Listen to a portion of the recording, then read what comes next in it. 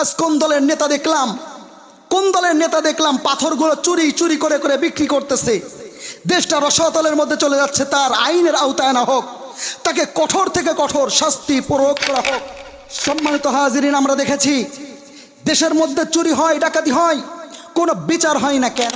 দেশটা এত রসাতলে কেন নামতেছে? আমাদের তো বুঝেই আসে না আমাদের মেন্টালিটি কেমন। এই যে কিছুদিন আগে দেখলাম সোহাগ হত্যা হয়েছে, কোনো বিচার নাই। 2 দিন যায়, 4 দিন যায়, সোশ্যাল মিডিয়ার মধ্যে ছড়ায়, ওটা গুম হয়ে যায়।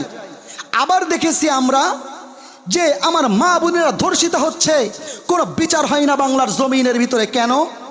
এই যে সিলেটের জমিন একটা পবিত্র জমিন, শাহজালাল রহমাতুল্লাহি আলাইহি ইয়ামান থেকে এসেছিলেন, গৌর গোবিন্দ মসনদকে ভেঙে দিয়েছিল সেই শাহজালাল রহমাতুল্লাহি আলাইহি।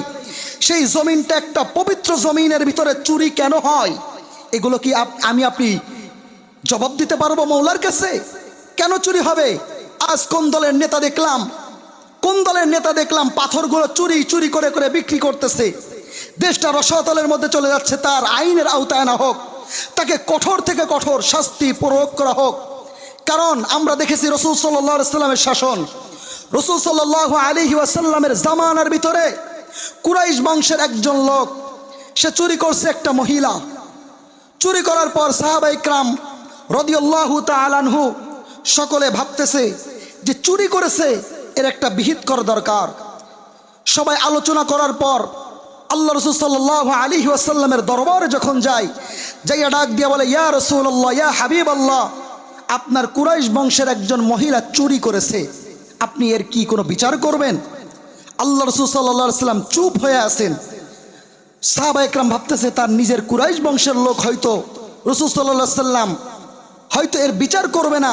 সাহাবা ইকরাম রাদিয়াল্লাহু তাআলা আনহু ডাক দিয়ে বলে, ইয়া রাসূলুল্লাহ, আপনার নিজের বংশের লোক বিধায় আপনি কি বিচার করবেন না? রাসূল সাল্লাল্লাহু আলাইহি ওয়াসাল্লামের মুখটা কেমন যেন রাগান্বিত মিজাজে ডাক দিয়ে বলে, আমি কোনো আমার বংশের লোককে আমি চিনি না।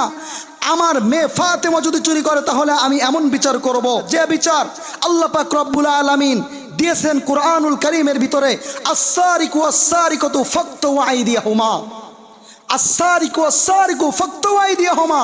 যদি কোনো ব্যক্তি চুরি করে তার একটা হাত কেটে দাও। সে যদি পুনরায় আবার চুরি করে তাহলে তার আরেকটা পা কেটে দাও। সে যদি পুনরায় আবার চুরি করে, পুনরায় তার আরেকটা হাত, আবার চুরি করলে আরেকটা পা, এভাবে তার শেষ পর্যায়ে যদি সে ব্যক্তি আবার চুরি করে তার গর্দানটা নামিয়ে দাও। আজ আমার দেশের মধ্যে পাথর চুরি হয়। আফসোস বাঙালি, তোমার দেশটা কিভাবে রসাতলে চলে যায়। আমি ভাবতেছি, এক পর্যায়ে ভাবতেছি তোমার দেশ আমার দেশ স্বাধীন বাংলাদেশ, এই বাংলাদেশ কিভাবে রসাতলে চলে যাচ্ছে। কোন দলের কি না কি পদত্যাগ করে দিচ্ছে। আরে পদত্যাগ করে কি হবে? পদত্যাগ করে কি হবে? ওকে ফাঁসির কাস্টে ঝুলানো হোক ইনশাআল্লাহ, ওকে ফাঁসির কাস্টে ঝুলাতে হবে। ওকে দেশের মধ্যে এমন চুরি করতেছে, এই চুরির প্রতিবাদ আমরা ইনশাআল্লাহ চাই। কারণ প্রতিবাদ আমরা চাবো না কেন? আমার সোনার বাংলাদেশে চুরি হবে, আমরা কি আঙ্গুল চুষবো? মিয়া, আমরা আঙ্গুল চুষবো না। আমরা দেশের মধ্যে একটা স্বাধীন রাষ্ট্র হিসেবে যখন জন্মগ্রহণ করেছি, দেশের নীতিমালা ইনশাল্লাহ পরিবর্তন করব, রাষ্ট্র কায়েম করব ইনশাল্লাহ ইসলামী পন্থায়। দেখছো কোনো হুজুর দল, ইসলামী আন্দোলন বাংলাদেশ, জামাতে ইসলাম সহ বিভিন্ন ইসলামিক দলগুলোর মাধ্যমে কোনো ব্যক্তি চুরি করেছে এমন পাথর, এমন কোনো জিনিস চুরি করেছে ধরা খেয়েছে দেখছো? তারা চুরি করে না, তারা দিনের জন্য কাজ করে, তারা দেশের জন্য কাজ করে, তারা মানুষের জন্য কাজ করে, তারা মানুষকে ভালোবাসে, বুকের মধ্যে টানিয়ে নেয়। আর কিছু লোক আছে চাঁদা নেয়, কিছু লোক আছে চুরি করে, কিছু লোক আছে ধর্ষণ করে, কিছু লোক আছে মানুষকে হয়রানির শিকার করে। এই জন্য মোহতারাম হাজিরিন, আমার আপনার মেন্টালিটি আনতে হবে। এই সমস্ত কুলাঙ্গারদেরকে আমরা প্রশ্রয় দিব না ইনশাআল্লাহ।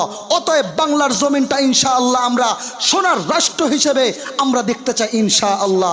আগামীর নির্বাচন যদি হয়, ইসলামের পক্ষে ইনশাআল্লাহ একটা ভোট চাই, ইসলামের পক্ষে একটা ভোট চাই। ইসলাম ক্ষমতায় আসলে এমন কিছু হবে না ইনশাআল্লাহ। দেখবেন কিছু মানুষ চলে পড়ে সরকার হয়ে যাবে, আমার এই বক্তব্যের মাধ্যমে দেখবেন কিছু মানুষ জ্বলে পড়ে সরকার, আমার দেখার বিষয় নাই, আমি কোরআনের কথা বলেছি, আমি হাদিসের কথা বলেছি, আমি নবী সাল্লাল্লাহু আলাইহি সাল্লামের নীতি আদর্শের কথা বলেছি, আমার উপরে কেউ প্রয়োগ করতে আসবে না। প্রয়োগ করতে আসবে তো ইনশাআল্লাহ ওই ময়দানে দেখা হবে যে ময়দানে সাহাবা ইকরাম গিয়েছিলেন ইনশাআল্লাহ।